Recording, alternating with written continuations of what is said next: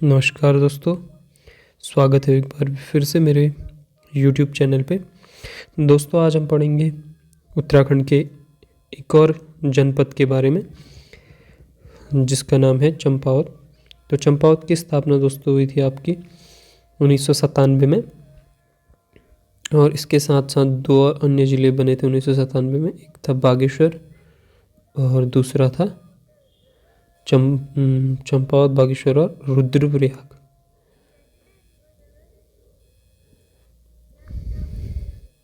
तो दोस्तों देखते हैं बागेश्वर के चंपावत के बारे में कुछ महत्वपूर्ण तथ्य।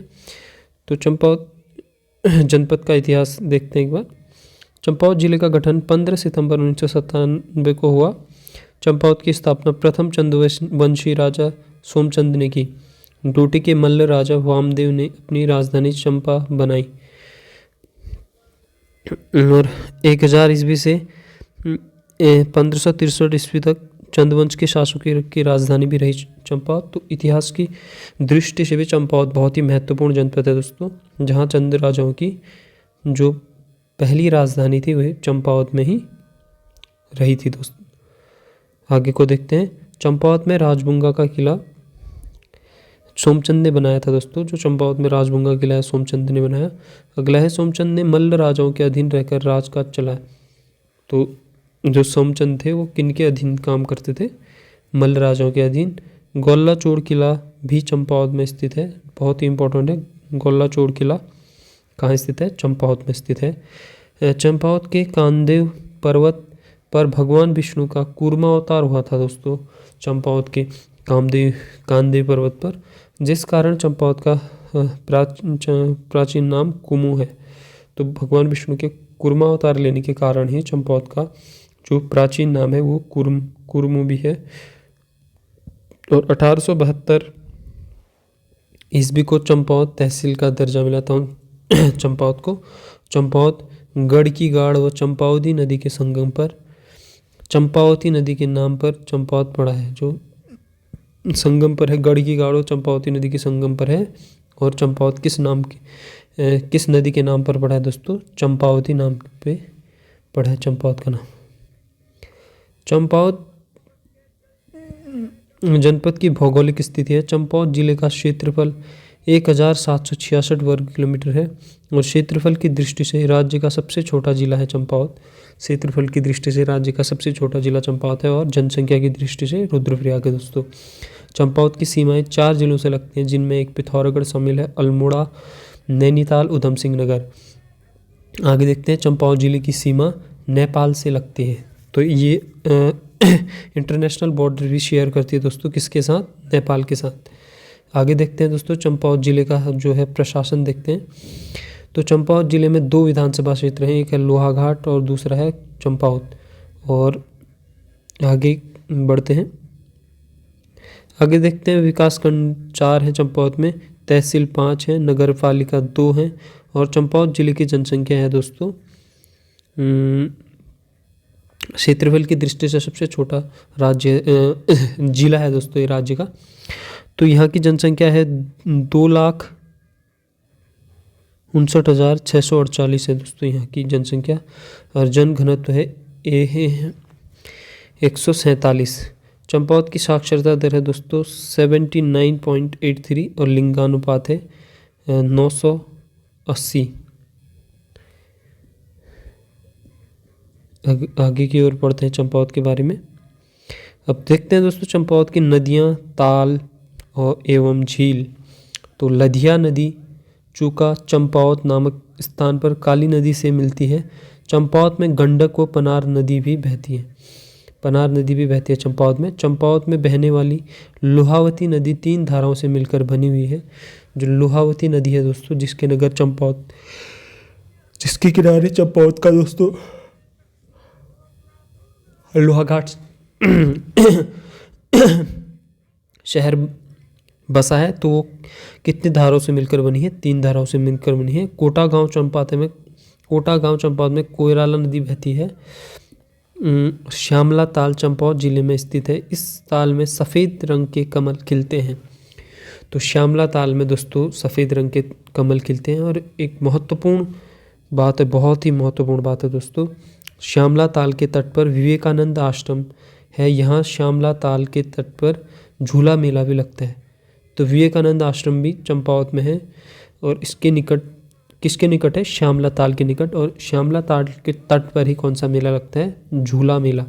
बहुत बार पूछा गया है दोस्तों, झूला मेला कहाँ लगता है, किस जनपद में लगता है? तो लगता है चंपावत में। और किस ताल के निकट लगता है आएगा तो आप बता देना, श्यामला ताल के निकट। आगे को देखते हैं दोस्तों। स्वामी ताल व सूखा ताल चंपावत जिले में है। चंपावत जिले में स्थित झिलमिल ताल की आकृति गोल है और कोली ढेक झील चंपावत में निर्मित की जा रही है। तो चंपावत में गोल आकृति की स्वामी ताल और सूखा ताल चंपावत जिले में ही स्थित है। और जो बहुत ही इम्पोर्टेंट बात निकल के आ रही है दोस्तों, वो है झिलमिल ताल। तो झिलमिल ताल दोस्तों ये भी चंपावत में ही है और इसकी आकृति कैसी है? गोल आकृति की है झिलमिल ताल। और जो श्यामला ताल है उसके निकट झूला देवी मेला लगता है। और दूसरा क्या है? उसके निकट विवेकानंद आश्रम भी स्थित है। और दोस्तों आगे को पढ़ते हैं चंपावत जिले के बारे में। चंपावत जिले के अब प्रमुख पर्यटक स्थल पढ़ते हैं दोस्तों। तो प्रमुख पर्यटक स्थल में है नौ ढूंगा घर, चंपावत में ही स्थित है। इस मकान में किसी कोने से गिनने पर भी ये पत्थर 9 ही मिलते हैं। और आगे बढ़ते हैं दोस्तों। बाणासुर का किला भी चंपावत में ही, जिसे स्थानीय लोग मारकोट का किला भी बोलते हैं, मारकोट का किला। अगला है बाराकोट किला भी चंपावत में है, 12 कोटों से मिलकर बना है। और राजबुंगा किला जो सोमचंद द्वारा बनाया गया था वो भी चंपावत में ही स्थित है। और माउंट एबॉट चर्च चंपावत में स्थित है जो लोहाघाट के निकट है। और रामकृष्ण शांति मठ की स्थापना 1901 में स्वामी विवेकानंद ने चंपावत में की थी। तो 1901 में स्वामी विवेकानंद चंपावत जब आए थे, उन्होंने रामकृष्ण शांति मठ की स्थापना भी चंपावत में की थी।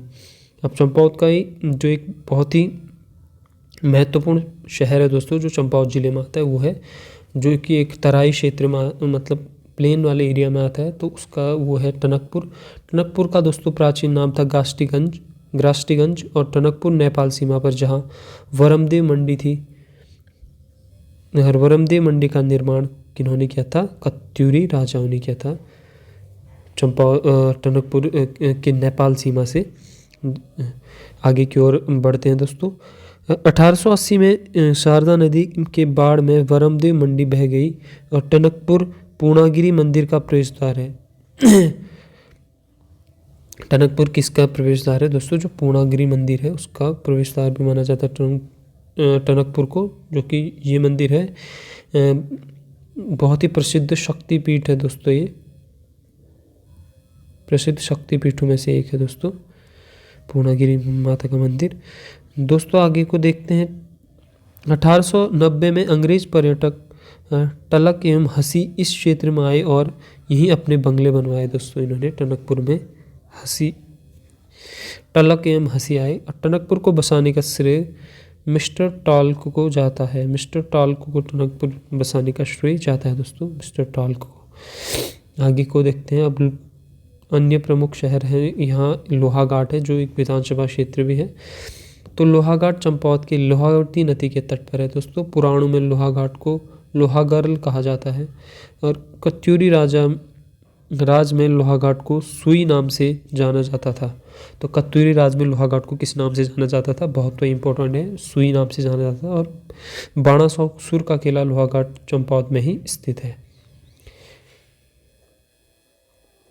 और दोस्तों देखते हैं आगे है ऋषेश्वर महादेव मंदिर लोहाघाट में आस्था का केंद्र है। और मानेश्वर मंदिर राजा निर्भय चंद ने लोहाघाट में बनवाया था। तो मानेश्वर मंदिर कहाँ है आएगा दोस्तों? तो इसका सही आंसर हो जाएगा चंपावत जिले में। कहाँ? लोहाघाट में, जिसको बनाया था निर्भय चंद ने दोस्तों। और सुखीडांग क्षेत्र लोहाघाट में है जो अचार के लिए बहुत प्रसिद्ध है। और सुखीडांग को दोस्तों कुमाऊं का चेरापूंजी भी कहा जाता है। जहाँ पढ़ते हैं दोस्तों मायावती आश्रम के बारे में। मायावती आश्रम चंपावत। मायावती आश्रम का संबंध स्वामी विवेकानंद से है। मायावती आश्रम रामकृष्ण मिशन की एक शाखा है। और मायावती आश्रम की स्थापना मार्च 1899 ईस्वी में हुई। और मायावती आश्रम को बनाने में मुख्य भूमिका एच सेवियर की रही। 1899 में हुई दोस्तों मायावती आश्रम की स्थापना। और स्वामी विवेकानंद ने 3 जनवरी 1901 को मायावती आश्रम आए थे। स्वामी विवेकानंद 3 जनवरी, और कितने दिन तक रहे? 15 दिन तक रहे स्वामी विवेकानंद जी यहाँ पे। और मायावती आश्रम में धर्मार्थ अस्पताल की स्थापना 1803 में की गई। 1903 में की गई दोस्तों। 1901 में कौन आए थे? 1901 में आए थे हमारे स्वामी विवेकानंद जी। और धर्मार्थ अस्पताल की स्थापना कब की गई थी मायावती आश्रम में? 1803 में। और मायावती आश्रम के प्रमुख स्वामी स्वरूपानंद जी हैं बने जो है। अगला है दोस्तों चंपावत जनपद में प्रसिद्ध मंदिर हैं। तो प्रसिद्ध मंदिर है दोस्तों चंपावत जनपद में हिंगला देवी मंदिर। हिंगला देवी मंदिर कहाँ स्थित है बोलेंगे दोस्तों? वो तो है वो चंपावत में। बहुत ही महत्वपूर्ण प्रश्न है दोस्तों। इस मंदिर के भीतर 4 फीट लंबी कुर्मशिला है। तो हिंगला देवी मंदिर के अंदर 4 फीट क्या है? कुर्मशिला है। नरसिंह देवता का मंदिर भी चंपावत जिले में है। और चंपावती नामक गाड़ में 7 प्राचीन मंदिर हैं जिन्हें सप्तेश्वर मंदिर कहा जाता है। बहुत बार पूछा गया है दोस्तों सप्तेश्वर मंदिर कहाँ स्थित है? तो ये है दोस्तों चंपावत में। और घटोत्कच का मंदिर, ये भी बहुत बार पूछा गया है एग्जाम में। तो घटोत्कच का मंदिर भी चंपावत में है दोस्तों। चंपावत के देवीधुरा में वराही देवी का मंदिर है दोस्तों। और जहाँ कौन सा मेला लगता है? आषाढ़ी कौतिक लगता है दोस्तों। और ये कब लगता है दोस्तों? रक्षाबंधन के दिन लगता है दोस्तों। और इसमें पहले पाषाण युद्ध भी होता था। तो पंचेश्वर काली व सरयू नदी के तट पर स्थित धाम लोहाघाट में है। पंचेश्वर में चौमुह देवता का मंदिर है। चौमुह देवता को पशु रक्षक माना जाता है दोस्तों। तो चौमुह देवता को क्या माना जाता है चंपावत में? पशु रक्षक माना जाता है। बहुत ही इंपॉर्टेंट है। और आगे देखते हैं चंपावत में मीठा रीठा साहिब गुरुद्वारा है। पूर्णागिरी मंदिर चंपावत के टनकपुर में स्थित है दोस्तों। पूर्णागिरी मंदिर। झूठा मंदिर भी चंपावत में स्थित है। हिडिंबा देवी मंदिर भी चंपावत में ही स्थित है दोस्तों। तारकेश्वर मंदिर, आदित्य मंदिर भी चंपावत में ही स्थित है। तो ये बहुत ही महत्वपूर्ण मंदिर हैं दोस्तों। इनको एक बार आप ज़रूर देख के जाइएगा, जिससे आपको एग्ज़ाम में फ़ायदा मिलेगा दोस्तों। आगे पढ़ते हैं चंपावत के बारे में। अब यहाँ के प्रमुख त्योहार और मेलों के बारे में जानते हैं दोस्तों। लड़ीधुरा मेला कहाँ लगता है? तो चंपावत में पद्मा देवी मंदिर में लगता है दोस्तों लड़ीधुरा मेला। लड़ीधुरा मेले में 2013 से फलों व फूलों से बग्वाल मनाया जाता है। और मानेश्वर मेला जो कि निर्भय चंद ने दोस्तों ये कहाँ लगता है? मायावती आश्रम के पास लगता है। और मानेश्वर मेले में दुधारू पशुओं के लिए पूजा की जाती है। तो दुधारू पशु के लिए कहाँ पूजा की जाती है दोस्तों? तो मानेश्वर मेले में दुधारू पशुओं के लिए पूजा की जाती है। और चौमुहा जो मेला लगता है, चौमू देवता का जो मेला लगता है दोस्तों, वहाँ पे भी ये भी पशुओं के लिए बहुत ही महत्वपूर्ण है। गोरा अट्ठावली चंपावत में राजी जनजाति का त्यौहार है। तो बहुत ही इम्पोर्टेंट है दोस्तों। परीक्षा में ऐसे ही प्रश्न पूछे जा रहे हैं। गोरा अट्ठावली जो है कौन सी जनजाति का त्यौहार है बोलेंगे तो दोस्तों ये चंपावत में है, राजी जनजाति का त्यौहार है। और श्री पूर्णागिरी मेला चंपावत में चैत्र नवरात्र को लगता है दोस्तों। चंपावत में पूर्णागिरी का मेला कब लगता है? चैत्र नवरात्रि को। हरेश्वर का मेला चंपावत में लोहावती नदी के तट पर लगता है। शिलादेवी मेला चंपावत जिले में पार्टी के पास लगता है। और ब्यानधुरा मेला चंपावत के टनकपुर के पास एड़ी देवता का प्रसिद्ध स्थान है दोस्तों। ब्यानधुरा मेला चंपावत के टनकपुर के पास एड़ी देवता का प्रसिद्ध मंदिर है। एड़ी देवता का मंदिर कहाँ है पूछा जाएगा दोस्तों। तो ये है आपके चंपावत जिले में, जिसमें कौन सा मेला लगता है? ब्यानधुरा का मेला।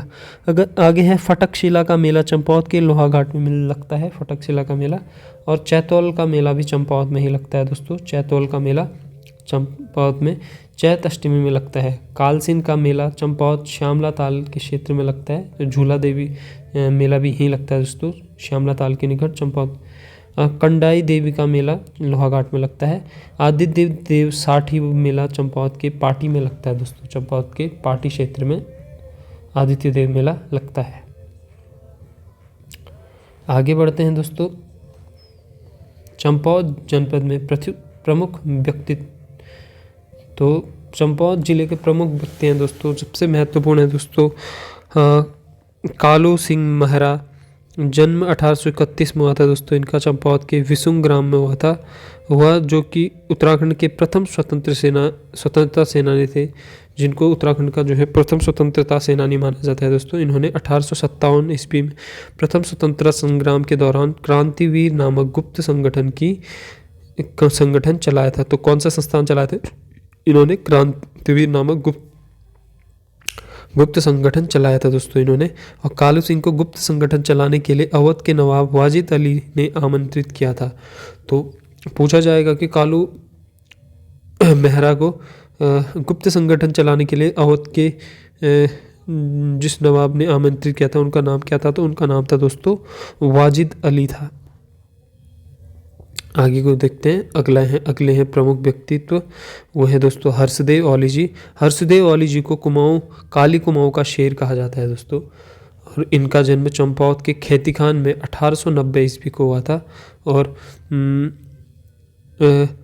1929 ईस्वी में लाहौर के कांग्रेस अधिवेशन में कुमाऊं क्षेत्र का इन्होंने प्रतिनिधित्व किया था हर्षदेव औली जी ने। और दोस्तों 1930 में जंगलात कानून के विरुद्ध सविनय अवज्ञा आंदोलन चलाया।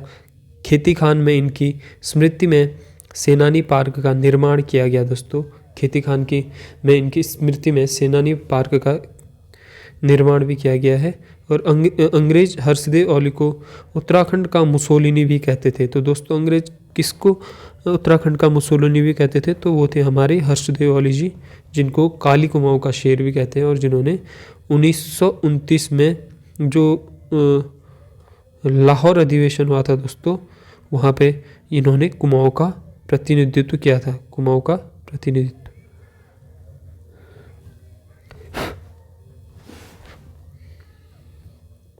आगे बढ़ते हैं दोस्तों। चंपावत जनपद में ऊर्जा संसाधन। तो दोस्तों चंपावत जनपद के ऊर्जा संसाधन पढ़ते हैं हम। पर थोड़ा ही चेंज कर लेते हैं। चंपावत शारदा नहर चंपावत के बनबसा से निकाली गई है। शारदा नहर का निर्माण हुआ काली नदी में हुआ था दोस्तों, 1928 ईस्वी में हुआ था। और टनकपुर परियोजना 1993 ईस्वी से शारदा नदी पर है। और सप्तेश्वर जल विद्युत परियोजना शारदा नदी पर ही स्थित है ये भी। और गौरी डैम कहाँ है पूछेंगे तो ये है चंपावत में दोस्तों। गौरी डैम कहाँ है? चंपावत जिले में स्थित है। अगला बढ़ेंगे दोस्तों, चंपावत जनपद अन्य महत्वपूर्ण बिंदु। तो चंपावत जनपद के अन्य महत्वपूर्ण बिंदु पढ़ते हैं दोस्तों। लासपा दर्रा चंपावत का वो पिथौरागढ़ के बीच स्थित है। और पाताल रुद्रेश्वर गुफा चंपावत में है। इस गुफा की खोज 1993 में 14 वर्षीय बालक ने की थी। पाताल रुद्रेश्वर गुफा की खोज जो है दोस्तों। सबसे कम ग्राम पंचायतों वाला जिला कौन सा है? तो ये है दोस्तों चंपावत है। और रुक्मणी नौला चंपावत में स्थित है। रुक्मणी नौला चंपावत में स्थित है। और जो बाणासुर का किला है उसको मारकोट के किले को ही बाणासुर का किला भी कहते हैं। मारकोट का किला दोस्तों वहाँ के स्थानीय लोग कहते हैं इसको, बाणासुर के किले को। और झिनझिना ताम्रपत चंपावत में मिले हैं। हिडिंबा आश्रम भी चंपावत में स्थित है। गोलचौड़ा किला चंपावत में स्थित है। रण व वराह शिला देवीधुरा में वाराही मंदिर के पास स्थित है। और रणशिला को भीमशिला भी कहा जाता है दोस्तों। रानी का चबूतरा चंपावत में स्थित है। तो महत्वपूर्ण है दोस्तों, रानी का चबूतरा कहाँ स्थित है? रानी का चबूतरा तो ये दोस्तों ये भी चंपावत में ही स्थित है।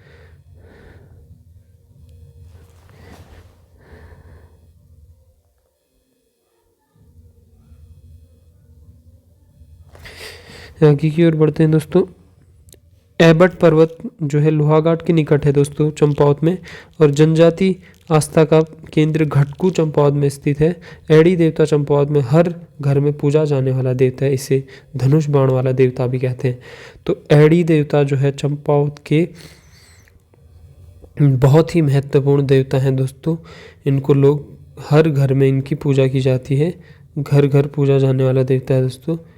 एड़ी देवता घर घर पूजा जाता है। और इनको कौन सा वाला देवता भी कहते हैं? इनको कहते हैं दोस्तों धनुष बाण वाला भी, धनुष बाण वाला देवता कहते हैं दोस्तों। किनको? एडी देवता चंपावत में।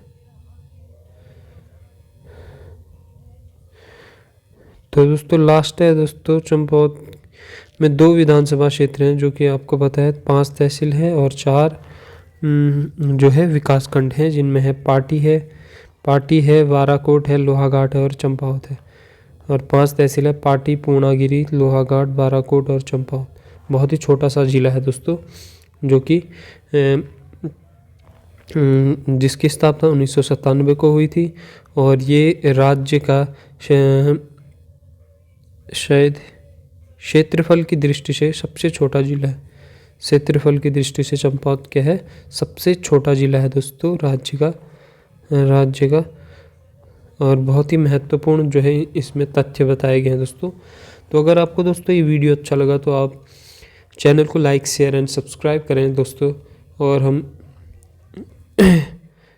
फिर मिलते हैं दोस्तों अगले किसी जिले को लेके। धन्यवाद।